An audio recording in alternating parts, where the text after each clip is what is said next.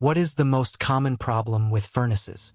This is a question homeowners in Olympia, Washington ask every winter when cold, damp weather puts extra strain on heating systems. In most homes, the most common furnace problem is a dirty or clogged air filter. When airflow is restricted, the furnace cannot move heat away from the heat exchanger properly. This causes the system to overheat and shut itself down as a safety precaution, which often looks like a furnace that turns on and off or will not stay running. In Olympia, Washington, furnaces run longer during wet, cold winters, which causes filters to clog faster than many homeowners expect. Moist air carries more dust and debris, and sealed homes trap those particles inside. Homes with pets or older ductwork are especially likely to experience this issue. If your furnace is shutting down, cycling, or struggling to keep your home warm, do not wait for a full breakdown.